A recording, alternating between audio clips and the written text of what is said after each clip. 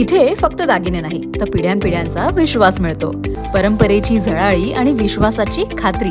Kailas अडगावकर jewellers, Datta मंदिर bus stop, Nashik road. Nandurbar जिल्ह्यातील शहादा तालुक्यात सुरू असलेल्या बेकायदेशीर वाळू उपसा विरोधात आंदोलन तीव्र झालं आहे. सारंगखेडा येथील तुळशीराम उत्तम कोळी यांनी नाशिक रोड येथील विभागीय आयुक्त कार्यालयासमोर आमरण उपोषण सुरू केलं आहे.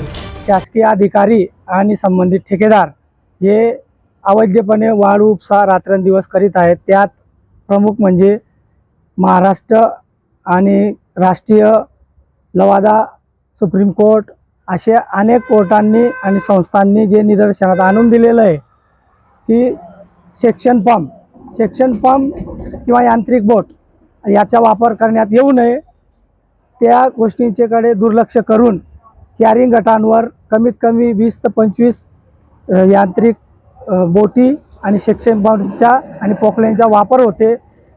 शासनाने नियम लागू केले असता सकाळी 6 ते संध्याकाळपर्यंत वाहतुकीचे नियम असतात, पण ठेकेदार आणि महसूल अधिकारी यांचे धागेदोरे गुंतलेले आहेत. म्हणून 24 तास वाळू उपसा वारेमाप चालू आहेत. त्यात शेतकऱ्यांचे रस्ते, गावकऱ्यांना होणारा त्रास आणि पाण्याची पातळी खाली जात आहे. त्यामुळे आमच्या परिसरातले बोरविल असतील, विहिरी असतील यांच्या पाणीचा साठा कमी होत झालेला आहे आणि पर्यावरणाची पण हानी होत आहे.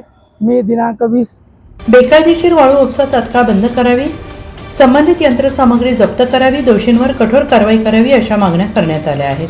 या आंदोलनामुळे प्रशासनाची भूमिका काय राहणार याकडे लक्ष लागून राहिले आहे.